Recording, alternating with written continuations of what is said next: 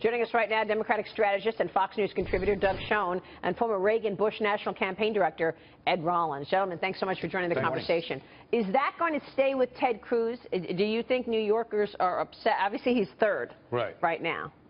Well, look, he's coming off a big victory, Maria. You'd expect he'd get some momentum. But I think my good friend Ed would agree that the first rule of politics, maybe the second, third, and last rule, is you don't insult the people you're asking to vote for you. The entire state. Yeah, the entire state. And he didn't appear to back off. I would think this is really a very bad decision by Ted Cruz to double down on New York values. And I suspect, I'm curious what Ed thinks, that he probably won't do so that well as a result in New York. Yeah, but Ed, I mean, we know what he meant. Right? I mean, we do know what he meant. It was a throwaway line. It wasn't a well-thought-through line, because obviously this is a very important state, and there's a lot of delegates here. I don't think he will do well here, and I think if Trump can maintain the 50% plus that he shows in the poll, then he basically walks away with a big truckload of delegates. I think Trump's got to spend some money here. Trump's got some other problems way beyond getting through New York, and that is, just as he accused Cruz of insulting the voters here, he's insulted everybody else that's run against him. He's insulted every major Republican figure that he's run against and not. And I think as he moves forward about being the nominee, I still think he has a real shot at that.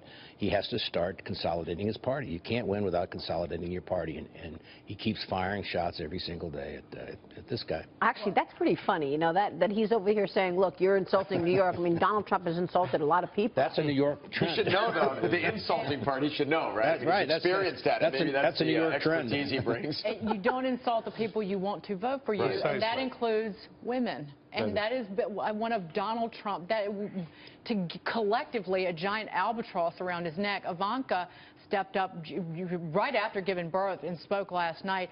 Will that be enough? Well, she's a very powerful voice. Well, she's a fabulous advisor, and I think that she's been missed the couple of weeks that she's been off having a child. I thought last night her presentation was superb. I think she's the one who can tone him down, and I think he needs to be toned down, and I think she's a very, very valuable, because she's got good instincts. Yeah. What about New York on the Democratic side, Doug? Sure. Well, look, this is critically important, because Hillary... Critical for Hillary. That's what I was about to say, yes.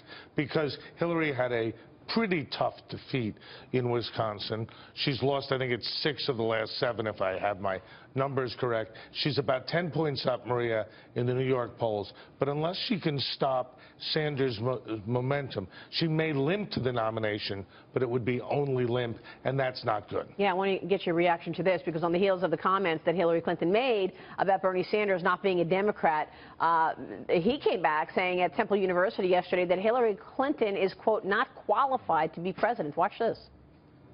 I don't believe that she is qualified. If she is,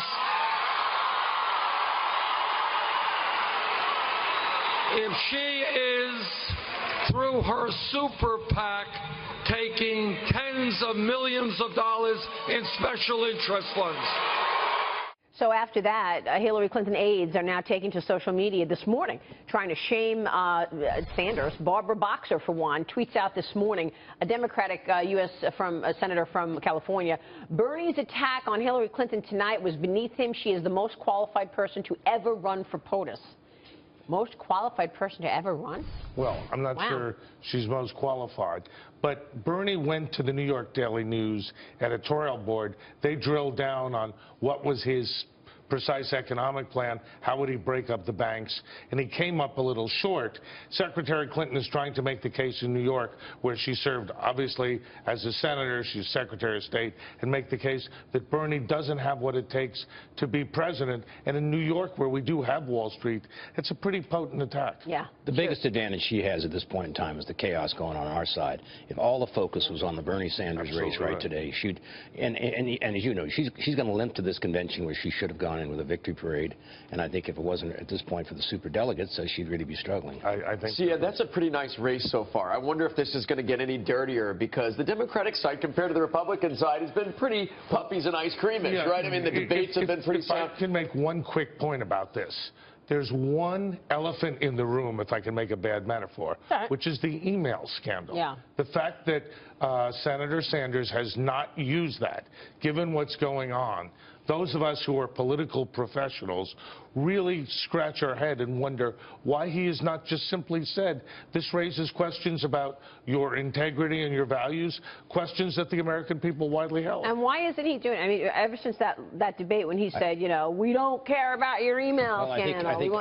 I think he started as a gentleman. I don't think he intended to get any name calling. I think he was different viewpoints initially, and I think the way they've been firing back on him, I mean, all he has to basically say is, you know, Hillary, stand up here and explain to you why 70% of the country thinks you're dishonest. Right. And that's a very tough question. Yeah, that's a good point. More and more, just privately, I hear from friends who work in industry, who work in business, even have big jobs at even technology companies. They're worried about, you have an Obama administration that has arbitrarily just rewritten rules governing giant industries, you know, maybe a dozen industries thereabouts. But these candidates, if you listen closely to them, Bernie Sanders and even Donald Trump, they talk like, I'm going to do whatever I want to. Even Donald Trump talking about Apple's going to make its products here. I'm going to go after Ford if Ford opens a plant. They need to have an introduction to constitutional law and know what the Constitution says about the powers of the presidency. This president has violated them. Trump talks about violating them. By executive order, there's only certain things you can do. The Congress is very deliberately in the mix. It controls the Congress, it controls the money and is making the laws. And the presidents can do certain things on executives orders, but sometimes they cross the line. And what they're advocating now will be crossing the line in every particular case. So you think we're looking at, come November, Trump versus Hillary Clinton? No, I don't see that at all. You don't? What do you think? I think Trump still has to be viewed as a front runner. He has to do a big major overhaul here of his own campaign. He has to bring his own party back. If he doesn't win it before or win the first ballot, Cruz is going to be the nominee of our party. Wow. Okay, so this is a big statement from you because I haven't heard this from you before. It's what it is.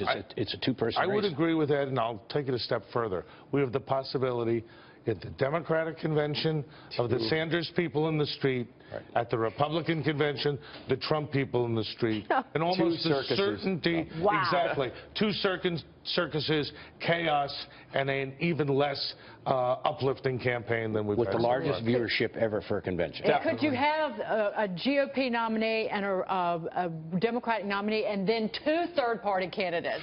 It's hard logistically. The American people would like it. Very hard to get on the ballot. The two people who could I mean, Sanders could run as a third party, won't, and Trump could run as a third party and might. If he did, obviously they all damage the other side. Unreal. Have you ever seen anything like this? No, there's never. Wow. Not since 1912 when Teddy Roosevelt came back. 1968. Well, we weren't around then, but Ed Rollins, Schoen, good to see you, gentlemen. Thank you. Thank you so much.